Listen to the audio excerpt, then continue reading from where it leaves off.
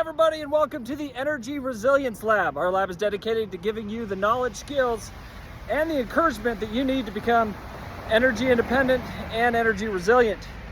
Today I want to report on new conversion customers, so someone that just changed from lead acid and they have moved to lithium batteries in their RV.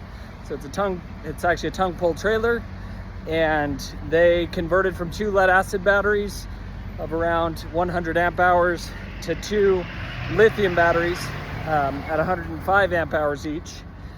And I asked them what were the benefits that they found and what were the drawbacks. So the benefits that they had were recently, just in the last couple months, they went fall camping, and during fall camping is usually the highest draw for RVs.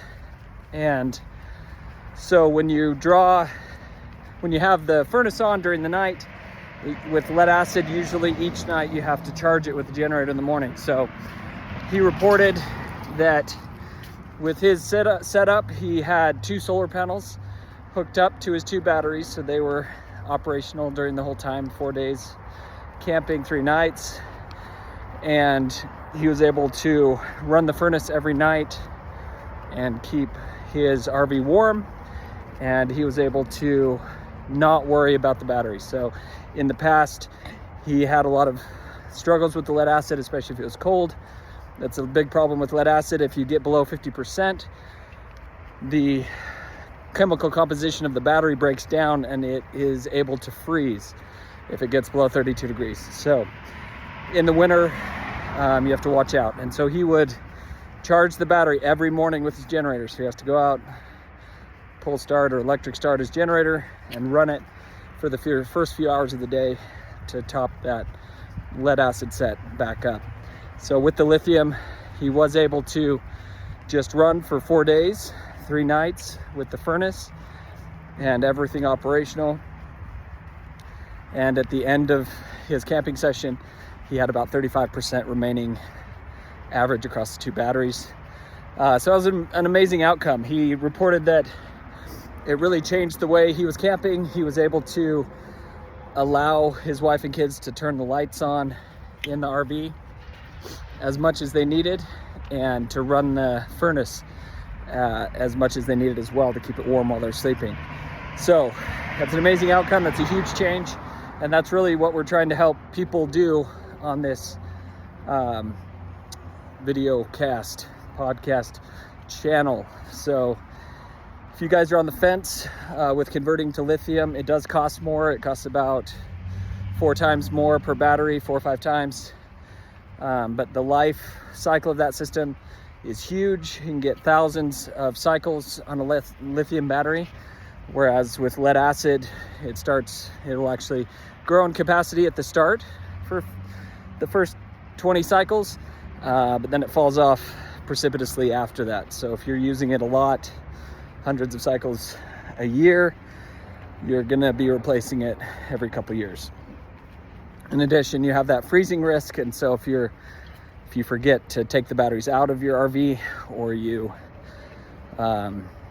do allow them to discharge while you're camping below 50% through the night and it freezes, that will just destroy the battery and you have to replace it 100%. So it was amazing testimonial of lithium batteries. I'm hoping to get some interviews in the future where we can go over the ins and outs of how it's better and how it's worse. But he reported that his family was able to leave lights on more.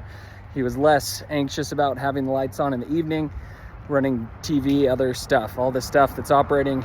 He was nervous in the past because if it runs out of power, the furnace turns off and you're not able to heat the trailer.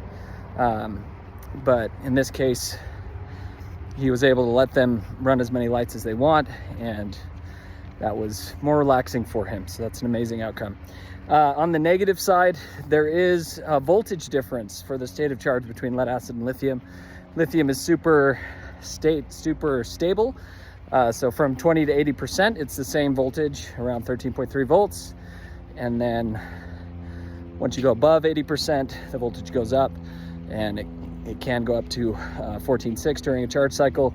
And then on the discharge side, most lithium batteries can go down to about 8 volts minimum voltage, but most BMSs stop early to protect the battery and get more cycle life.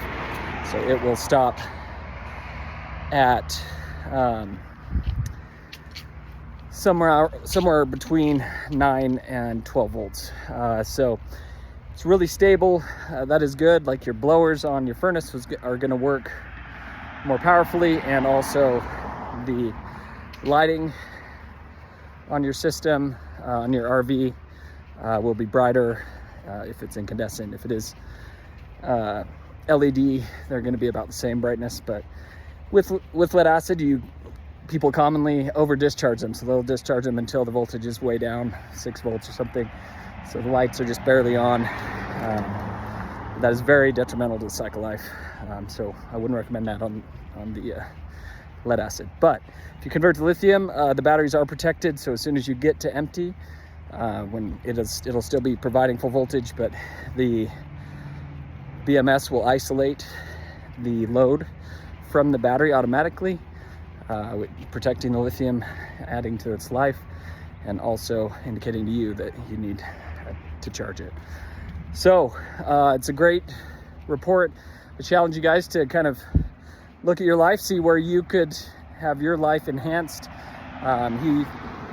Psychologically not having to kind of not criticize, but to kind of get people to turn lights off and things is a stressful situation. And so just alleviating that psychologically from your life is an amazing benefit of switching to lithium. So guys, go team, get out there, figure out what you can do to kind of reduce your stress and to build your resilience. I'm excited for you guys to take the plunge and start working on these things. If you guys have any questions, please jump on, add your questions.